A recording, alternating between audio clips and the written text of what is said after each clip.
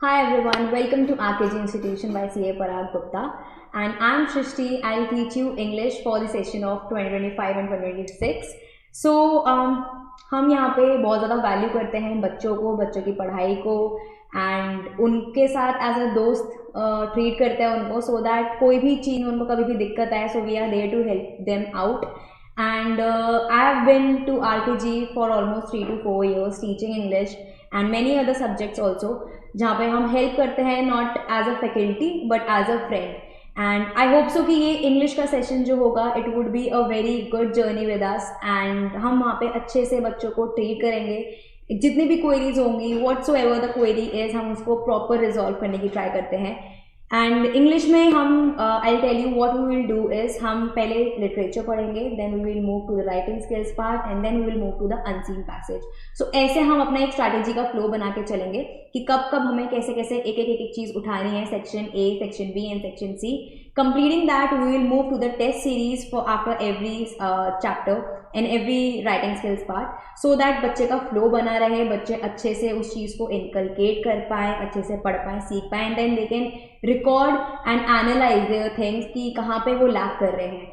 So no need to hesitate. I'm a very friendly person. You can just ping me, message me anytime you want, ask for help, and I'm there to support you.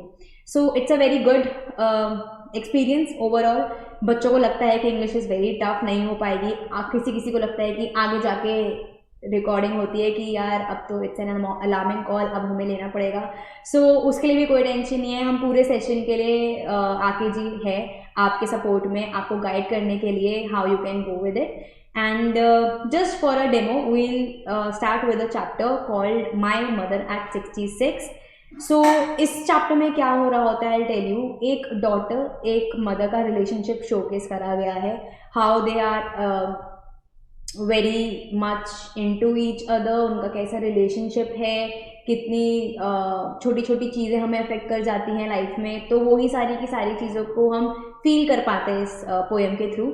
सो इस poem में जैसे मैंने बताया mother and daughter है, तो of course there is an affection, there is kind of warm love जो कि वो दोनों शेयर कर रहे हैं. एंड अब उनकी जो मदर है वो एक ऐसे स्टेज पे पहुंच चुकी है जहाँ बहुत ज़्यादा लाइफ अनसर्टन हो जाती है, that is the old age. And old age पे बहुत ज़्यादा लगता है इंसान को कि जो हमारे बड़े हैं वो हमसे कभी ना कभी दूर हो जाएंगे. So the fear of separation is very much terrifying for a person. तो वही पोएट ने अपना एक्सप्रेस करा है अपनी चीज़ों को कि how she is feeling while she is driving to the airport. तो let's come and let's dive into the summary. So summary में अगर हम आए, सो समरी में नॉर्मली उन्होंने बता रखा है, I just go with the summary and explaining it afterwards. Aging is an inescapable phase of every human's life. A person enters their childhood, experience adolescence when they are energetic and have so many dreams. Finally, every person approaches their old age and then they die.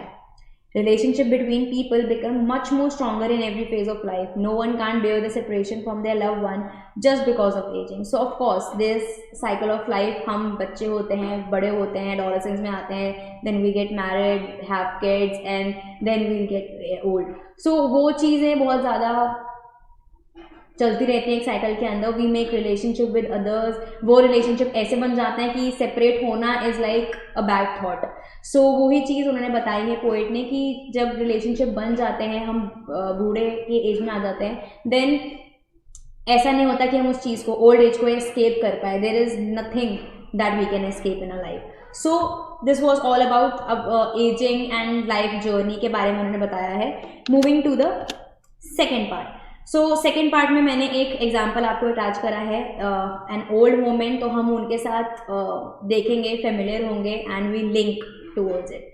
Firstly when the author is going to Cochin airport, so she was in her hometown and वो अपनी mother को visit करने आती हैं. She work somewhere else, and जब वो जा रही होती हैं वापस एयरपोर्ट पे, तो उनकी मदर उनको छोड़ने के लिए आती है. So these little kind of gestures ऐसे होते हैं हर किसी के लाइफ में. तो जब वो छोड़ कर आ रही होती है अपनी मदर को, जब मदर उनकी डॉटर को छोड़कर आ रही होती हैं एयरपोर्ट, तो while going towards the airport, author को ऐसा लगता है कि उनकी मदर हो रही है old. So whenever we are sitting in a car we see lot of things. So एकदम से उन्होंने साइड में देखा एंड उनकी मदर सो रही थी विद एन ओपन माउथ. तो जैसे उनका ओपन माउथ था she compares her with a dead body, because dead body भी कैसी होती है, बहुत आंखें बंद होती हैं एंड मुंह खुला हुआ होता है, जस्ट लाइक दैट.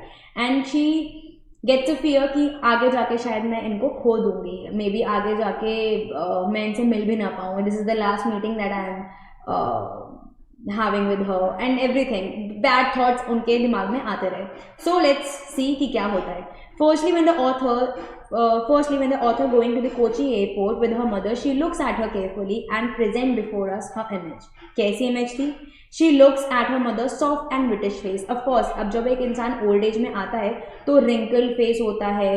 पोएट ने यहाँ पे एक और फ्रेज का यूज करा है जो कि आगे जाकर आपको पता चलेगा.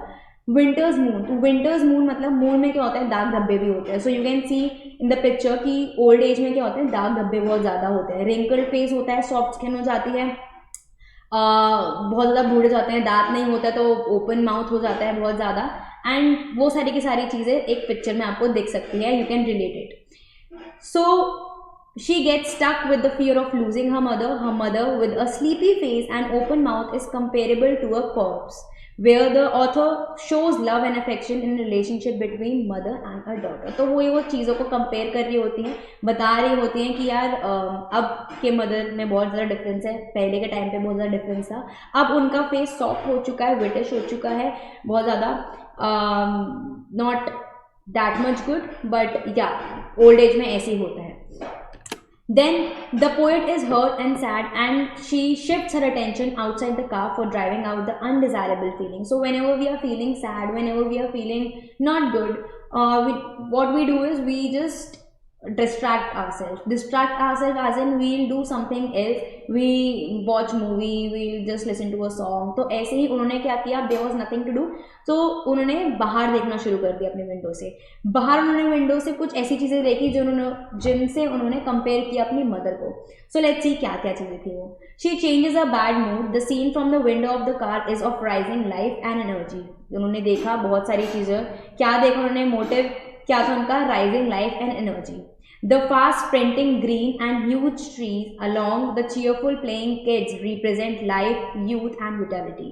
The poet there is remembering about her own childhood. In her childhood, her mother was young and beautiful, whereas now her mother is surrounded by the fear of her life, fear of losing her life, and that made her insecure and sad. So यहाँ पे उन्होंने क्या किया, उन्होंने देखा window के बाहर, वो देखती है कि कैसे पत्ते झड़ते हैं, then new leaves are coming up and growing and वो ह्यूज ट्रीज बना रहे हैं. सो पेड़ों का हिलना and autumn season, the life, the energy that they are having, the circle of life that is happening all over the world. तो ये सारी की सारी चीज़ें उन्होंने देखी. देन उन्होंने देखा कि बच्चे कैसे एंथुजियाज्म, एनर्जी में हैं, खेल कूद रहे हैं, बट उनकी मदर क्या है, वो ओल्ड हो चुकी हैं, वो इतनी केपेबल नहीं है, उनके अंदर स्ट्रेंथ नहीं है फिजिकल एक्टिविटीज़ करने की, and she can not just go around and do all those work जो वो अपनी पास्ट लाइफ में करती थी. नाउ शी इज़ कंपोज हो चुकी हैं, not able to do as much work as she was doing earlier. तो ये सारी की सारी चीज़ें उन्होंने कंपेयर करी एंड लाइफ साइकिल को कंपेयर करा. Moving to the next part, she reaches the airport to take her flight. It shows departure and parting ways, which makes her sad. As she said goodbye to her mother, the image of old mother in the dusk of years strikes her. Here again, a simile is comparable with her mother, which with a late night moon of the winters. Like I told you before, कि उनकी शक्ल को उन्होंने compare किया था late night winters moon से. तो late night winters moon little bit fade हो गया है, वो डार्क हो गया है, एंड जो चार्म था अब वो उतना नहीं रहा है. एंड देन द जितने भी आपको डार्क स्पॉट्स दिखते हैं चार्म के अंदर, वैसे उनके फेस पे भी हो गए थे. Moving to the next part, the poet is now feeling the pain of getting separated because of leaving her mother. Her childhood fear of leaving her mother now became so terrifying. Now her mother could die of old age any time unexpectedly. She is so sad that she starts crying slowly without control, but keeping a brave heart, she hides her pain and starts smiling. So उन्होंने अपने आंसुओं को, of course, अब she cannot give और she cannot give and she cannot treat her mother in a bad way as in कि वो कोई tension नहीं, स्ट्रेस नहीं देना चाहती कि ओके एक फेवल हो जो कि बहुत ज़्यादा इमोशनल फेवल हो, वो नहीं चाहती थी कि उनकी मदर कुछ भी ओवर थिंक करे. So she hides her tears, hides her fear and she just smiles. Thus, she offers her farewell to her old mother and keeps her hope of seeing her mother alive again.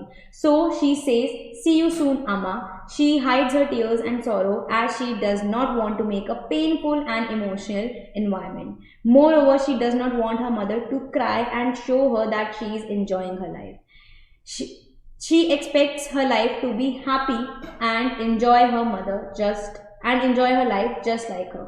So this was a whole cute emotional journey of a daughter and a mother कि हम भी अपने you can relate it with your grandmother grandfather कि कैसा होता है when people are in an particular old age और हमें कैसा लगता है that they will leave us at some point of time. So that fear you can inculcate and you can relate to it and write it down in your own words. So I hope so you get everything what you need and आपके सब चीज़ें सही रहे. But या the fear of separation is very much unescapable, तो वो चीज़ हम नहीं कर सकते. So moving to the next part, that is the question and answer part. ये सबसे ज़्यादा आते हैं question, so let's take it one by one.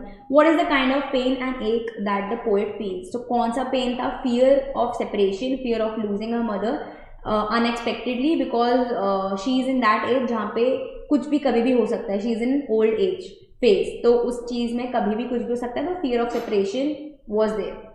Why are the young trees described as sprinting? Sprinting as in कि they were moving, they was full of life and leaves were like एक autumn season में कैसा होता है कि पेड़ पत्ते झड़ते हैं, then new life comes up.